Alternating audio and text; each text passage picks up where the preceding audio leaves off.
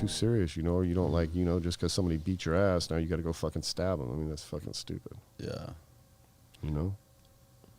So what are you doing now? So now that you're out, you're working on a new project?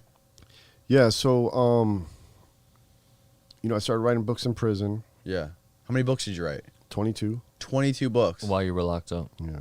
Wow. Gangster books, all on gangsters, nonfiction, true crime, mostly African-American gangsters.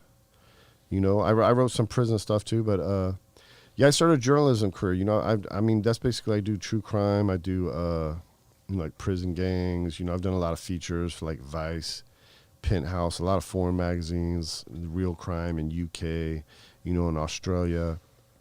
But all like prison gangs, mafia stuff, you know, like African-American drug lords, you know, mostly like from the 80s, from the crack era, you know, kind of the ones that were lionized in the, you know, the annals of hip-hop lore, you know, like especially gangster rap, like in the mid-90s. So, I mean, I was actually locked up with a lot of these dudes, but I was just, like, when I was in prison, right, I was like, I started taking college classes, you know, and when you take college classes in there, I was taking correspondence mostly. Mm-hmm. And you can go two routes. It's like business, administration, or kind of like writing. You know, that's the only thing that's offered. It's real limited. So I was just trying to do something for my future, you know. So I started taking college classes. I got an AA degree, I got a BA degree, and I got a master's degree. Wow. You know. And what did you get a master's degree in? Humanities. Okay. So all my stuff's like liberal arts, humanities. And like I say, this for me, it was like this was like a 17-year process. You know, not like, you know, it's not the typical college, you know, I got these degrees over 17 years. I started in 93. I got my master's degree in 2010. You know, I was taking like, you know, sometimes like 9, 12 credits a year because it's correspondence courses. So you got like 9 months to do them, you know, so I focused really heavily on the writing, and then I started writing these stories. You know, I was always real athletic. I played a lot of sports. A lot of times I'd be the only white dude, you know, running ball with all the black dudes. I'd be the only white dude playing soccer with all the Mexicans, you know, so that's kind of how I did my time. You know, I played sports. I did college classes. You know, I worked out. And then after I was in about 6 or 7 years, I started thinking, you know, like, what can I do for my future? You know, so I started writing. You know, I started writing these stories. You know, I started writing these books. And, I mean, literally, like, I was like the white dude in prison that was writing books about the African-American gangsters.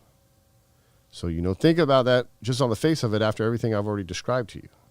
You know, just to tell you, you know, because I had relationships with Jews because I played sports and I played ball with them. But, you know, after I'd been in a while, they knew what type of dude I was in. And, you know, I started writing these books, you know. And, you know, when you write books in there, it's like I always tell people, like you hear people in the media all the time where they write books and, you know, they're, oh, they misquoted me.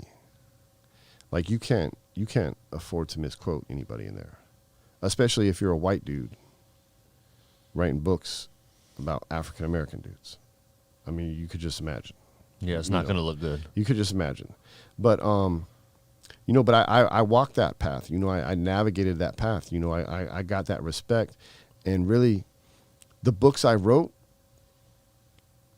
were books that I wanted to read. You know what I'm saying? Because when I first got locked up, I was locked up on the East Coast for a lot of mafia dudes. So I fucking read all the mafia books. I was locked up with a lot of Colombian cocaine cartel dudes. I read all the Colombian cocaine cartel dudes.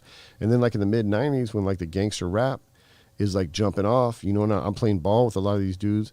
And, you know, I'm a hip hop kid too. You know, I grew up in the 80s. So, you know, that's when hip hop started. So, you know, I was around, you know, I've been a hip hop fan since 1983 when it first came out, you know, or when I first learned about it. But I would watch, you know, I'd be one of the only white dudes like watching, you know, like these gangster rap videos. And I would hear the dudes, you know, they would like talk about these dudes, you know, the rappers. Mm-hmm.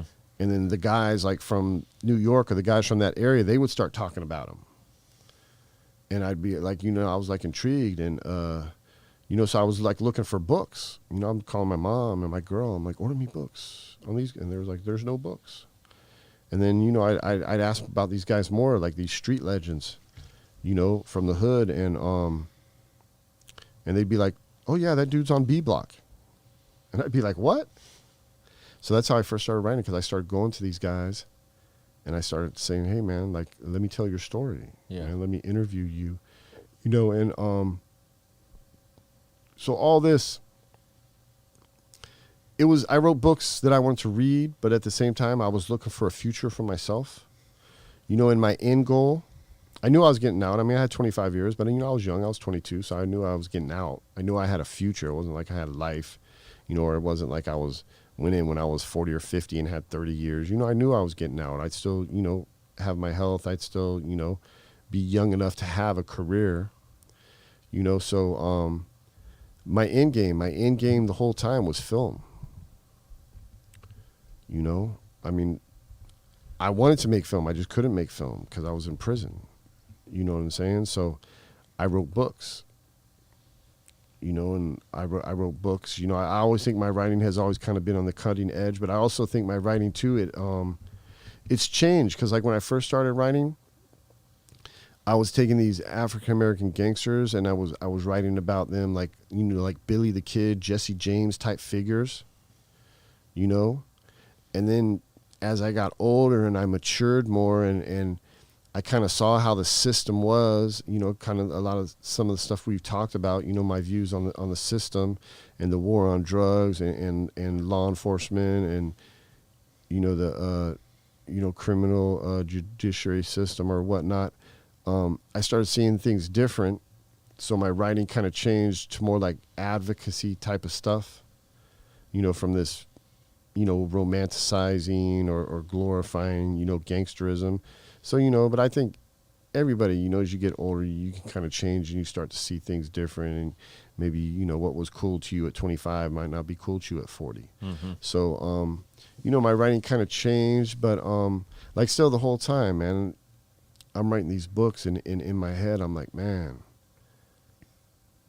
when I get out, I'm going to make film. I'm going to do film. This is what I want to do. Because to me as a writer, film is like that's like the ultimate evolution, you know, as a writer. That's like the ultimate end game. Like, you know, if you're a writer, you know, to actually become like a director of like a film and shape this visual thing. Because visual stuff just has such a much bigger impact, you know, than written words, you know. I mean, more people are going to watch a movie or a documentary than are going to read a book. I mean, that's just a given.